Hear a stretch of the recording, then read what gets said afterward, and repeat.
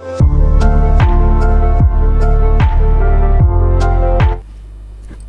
माता दी। मैं Neetu Mishra, vastu consultant of women business, vastu interior भी देखती हूँ और मोटिवेशनर भी हूँ।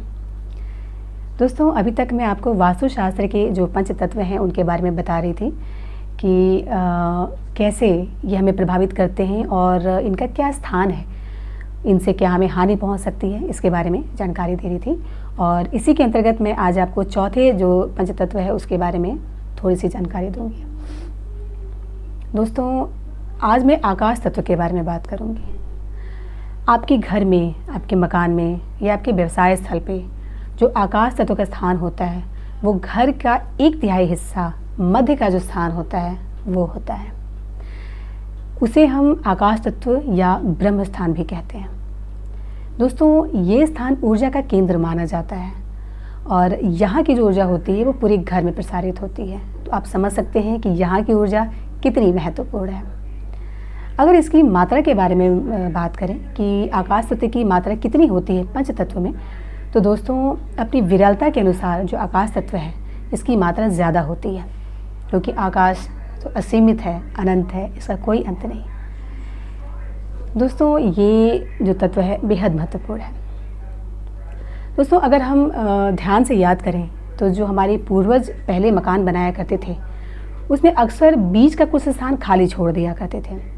वहाँ पे कोई भी सीढ़ी या कोई भी शौचालय या रसोई या कोई भी गंदा स्थान या कोई भी लोहा लक्कड़ या भारी भरकम चीज़ें या अनाज का भंडार, ये सब चीज़ें बिल्कुल भी नहीं हुआ करती थी और वो स्थान बिल्कुल खाली हुआ करता था। बल्कि वहाँ पे एक तुलसी का पौधा रखा जाता था और दोनों समय जो घर की महिलाएं हुआ करती थी वो वहाँ पे पूजा अर्चना किया करती थी।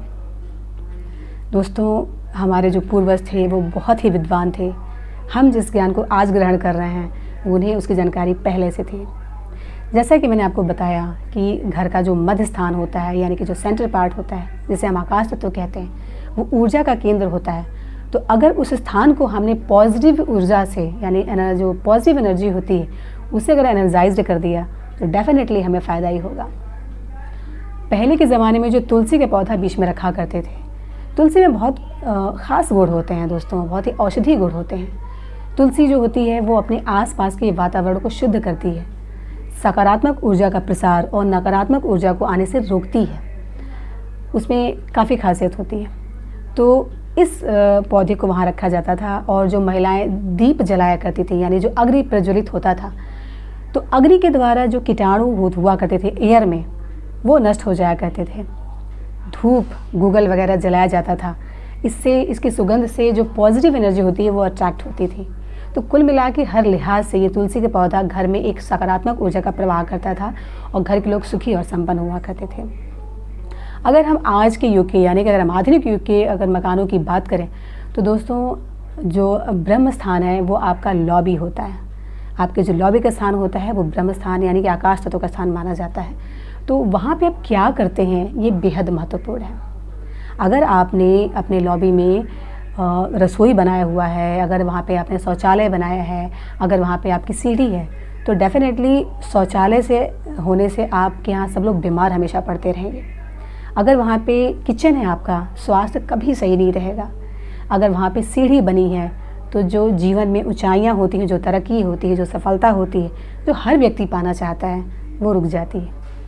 गंदगी होना, सामान अस्त व्यस्त फैला फेंका होना, ये सब चीज़ें बहुत नुकसान करती हैं, क्योंकि जो ऊर्जा का केंद्र होता है अगर वो ही नकारात्मक हो गया तो घर के सदस्यों पे क्या असर पड़ेगा, ये सोचने वाली बात है।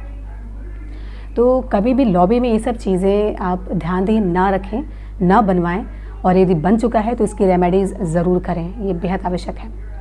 दोस्तों, घर का जो मध्य का स्थान होता है, जैसा कि मैंने बताया आकाश तत्व, ये वास्तु पुरुष का पेट और नाभि का स्थान माना जाता है। वास्तु पुरुष कौन है, इनके बारे में एक दिन मैं एक दिन पूरा वीडियो मेरा इन्हीं के ऊपर होगा, आधारित होगा, क्योंकि ये बेहद महत्वपूर्ण है। एक्चुअली ये वास्तु के देवता माने जाते हैं और इनके शरीर के आधार पर ही सभी दिशाओं का निर्धारण किया जाता है। तो ये बेहद महत्वपूर्ण स्थान रखते हैं। तो जैसा दोस्तों ने बताया कि जो आकाश तत्व का स्थान होता है वो वास्तु पुरुष का पेट और नाभि का स्थान माना जाता है। तो किसी भी ह्यूमन बॉडी में, किसी भी इंसानी शरीर में पेट का जो स्थान होता है या नाभि का जो स्थान होता है वो कितना संवेदनशील होता है, ये आपको पता ही होगा।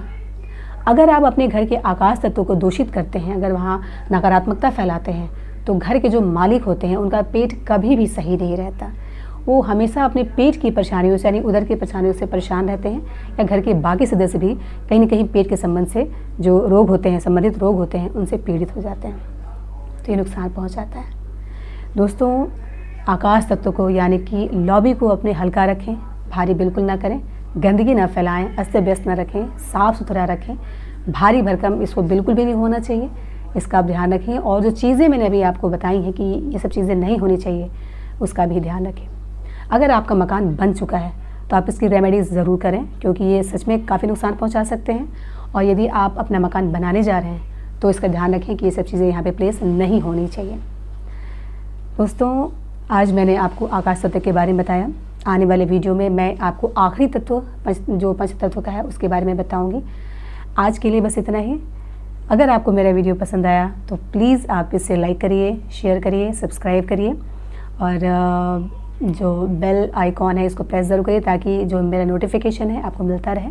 इसके अलावा अगर कोई समस्या आपकी वास्तु से संबंधित है और आपको समाधान चाहिए, क्योंकि दोस्तों जब हम मकान बना लेते हैं तो हम तोड़-फोड़ नहीं करना चाहते हैं, क्योंकि उसमें बहुत खर्च हो जाता है और आदमी परेशान हो जाता है।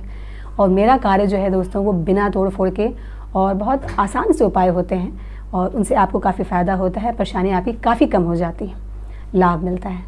तो अगर आपने मकान बना लिया है और ये दोष आपके घर में हैं और आपको समाधान चाहिए तो आप मुझे मेल कर सकते हैं।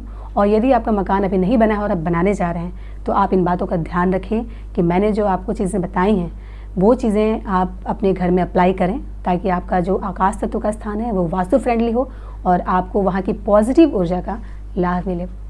आज के लिए बस इतना ही। आने वाले वीडियो में आपसे फिर मुलाकात होगी। तब तक स्वस्थ रहिए, प्रसन्न रहिए, मुस्कुराते रहिए, कीप स्माइलिंग, बी हेल्दी। अगले वीडियो में फिर मिलूँगी, तब तक के लिए जय माता दी।